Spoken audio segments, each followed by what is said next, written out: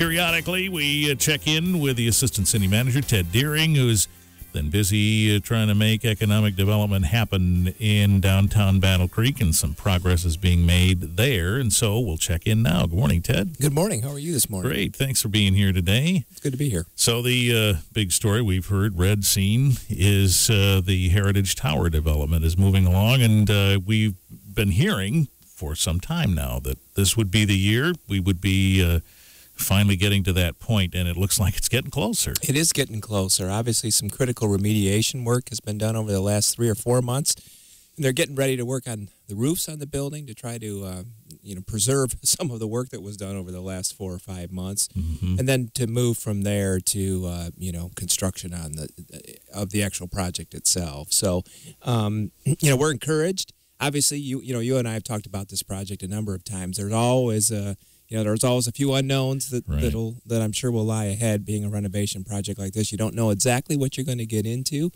And these types of projects, particularly a project of this magnitude, likely occasionally you're going to see a delay. But right now the project's moving forward. It's a critical redevelopment project for our downtown. It will be the catalyst for a lot of other things that we hope to accomplish, so we're very encouraged.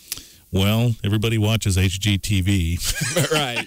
So we know that sometimes these things, you don't know what you got until you get behind the wall coverings and things and see what's there, but probably have a pretty decent idea. So the notion is that this whole building on every floor will be cleared out, right? Yeah, absolutely. I mean, this is, I guess, the equivalent of a gut rehab, and your point is a good one. They've got a pretty good understanding because they've taken a fairly sophisticated approach to determining what the issues are at the building. So they've got a pretty good understanding of what's needed. And because it is such a complete renovation, that means that there hopefully won't be a lot of surprises, but it also means there's a lot of work to be done. But it'll be, it'll be exactly what you would expect it to be, which is some commercial retail use on the first couple of floors, and then all residential above that.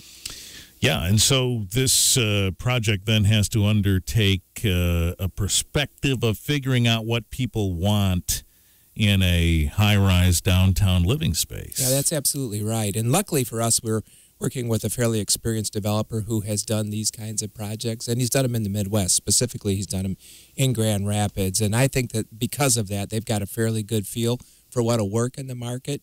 We had a study done as well that gives them some indication of what the local demand looks like in terms of square footage. And I suspect it'll be a combination of probably some micro units, some smaller units that appeal to younger renters, as well as, larger market rate units that could accommodate, maybe more than just a single person living in a downtown apartment.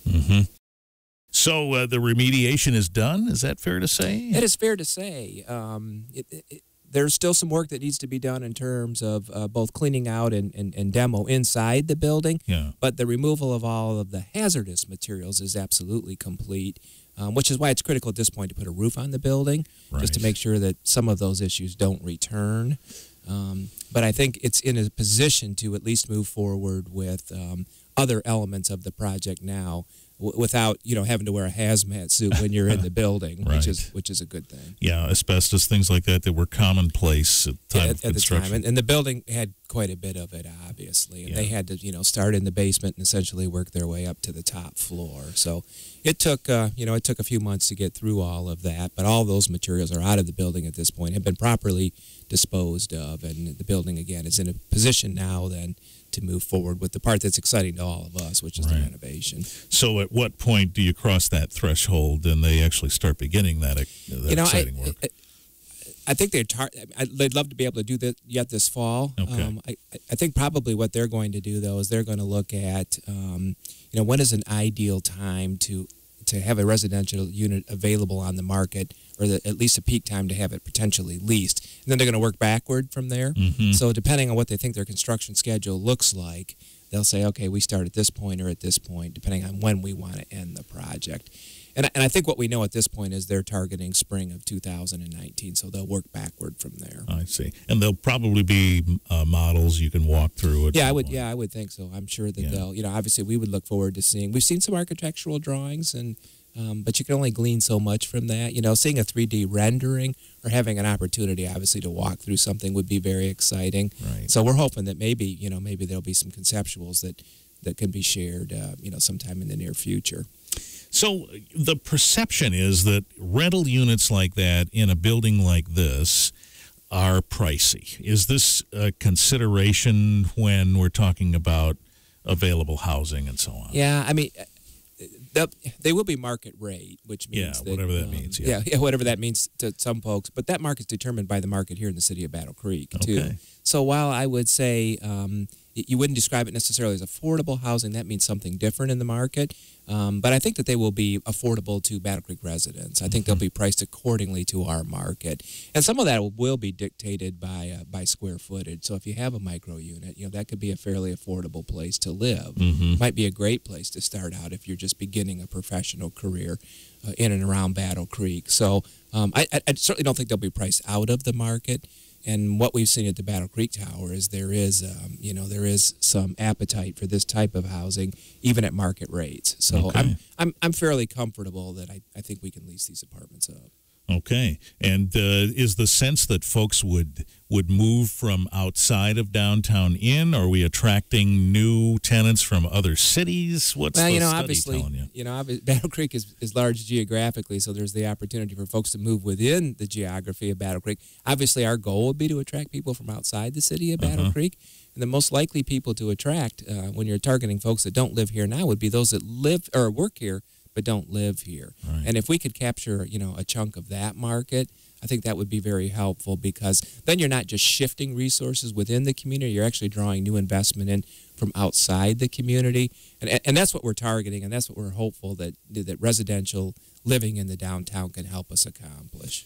Are you already working to try and find retail tenants for those first couple of floors? Yeah, we are. And actually, the developer has been able to target a company that has some interest in having some commercial space that could take up a big chunk of what they have. Okay. I know the other thing that they're somewhat interested in is like a co-working space.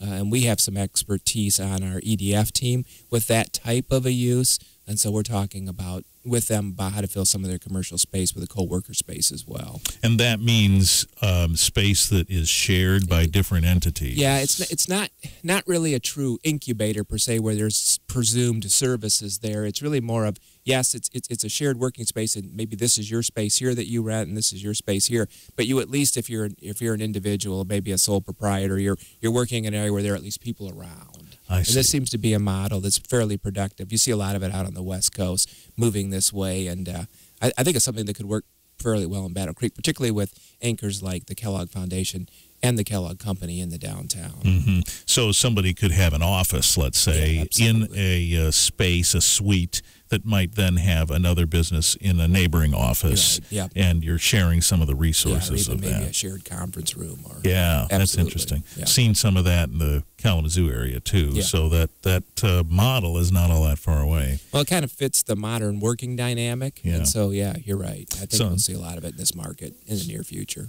Certainly a lot of telecommuting going on now, but sometimes you need a physical space to where you'd like to have a meeting or something. Absolutely. And that might be the perfect thing.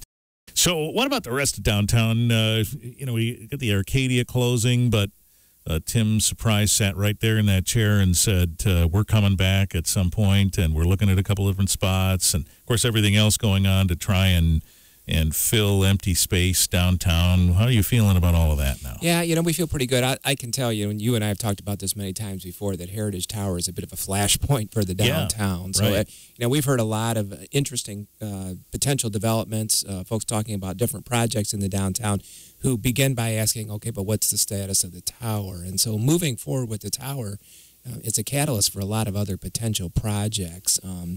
And McCamley Plaza Hotel is one of those downtown anchors that's looking at some potential redevelopment. They're not only working on a DoubleTree flag, but they're going to add some residential units, or they're considering adding residential units to their facility, and to redevelop the atrium space, which is kind of an older 1990s indoor mall type of a space, and reorienting that retail to the exterior, which would be good because then we can leverage Festival Market Square and some of our other assets in the downtown to add some additional retail.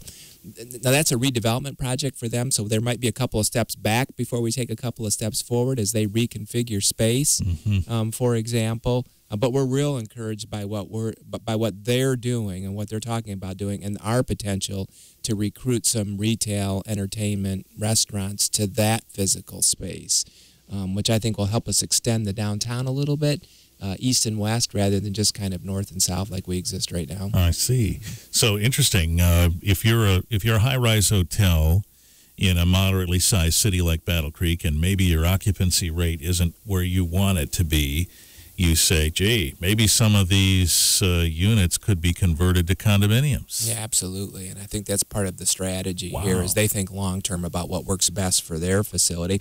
And they recognize that there's a need in this market for residential in the downtown as well.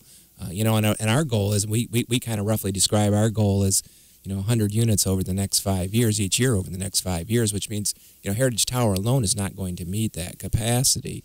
So we've got to bring other units online. So we're encouraged by what they're doing. It'll be interesting to see, how that plays out versus completing the Heritage Tower project and a couple of other projects that are anticipated in the downtown, to see how quickly we can absorb demand. And that will probably dictate what developments look like going forward.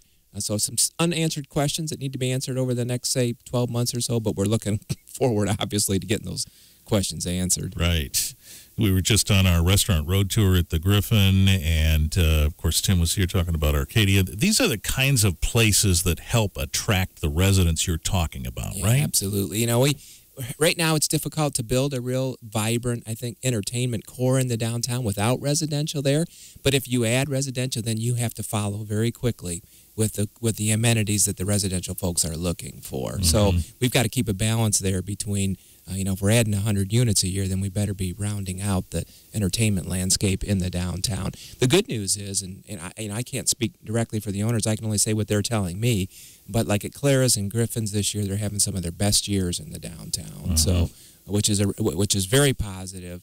And by bringing some people there, so that there's a sustainable, vibrant environment after 5 o'clock, could make all the difference. Right. That's sort of a tipping point with downtowns. If you can, I presume, extend some nightlife beyond 501, then that works in tandem with the residential idea. But you're right. What comes first? What's that? The old chicken or the egg comment.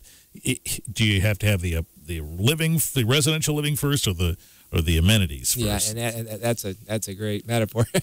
We've answered that question by saying, hey, it's residential, but if you have the eggs, you better have the chickens pretty quickly afterwards. And so we've got to make sure that we're aggressively pursuing not only the residential piece, but the entertainment, retail, commercial piece as well. So that Arcadia piece, for example, the old space, wherever the new space is going to be, that's rolling along in a level you're comfortable with? Yeah, it is. There's a couple of different ways you can go about a project like that. You can find a developer who's interested in rehabbing some space specifically for that use, or the business owner in this case, and that would be Tim, could say, okay, I'm targeting a specific space and I'm willing to build that out. I think the question is, which way is that going to go right now? I hope that, we've plugged Tim into a couple of different scenarios that we thought might work for him. I think he likes and is encouraged by those, but ultimately, he's got to make a decision that's good for his business. And in the meantime, we're going to be out aggressively recruiting anybody who would be interested in taking another look at Battle Creek. All right, and so there's our progress report on downtown for now, and we'll stay in touch. Sounds good. Thank you. All right, thank you. Assistant City Manager Ted Deering, City of Battle Creek, 95.3 WBCK.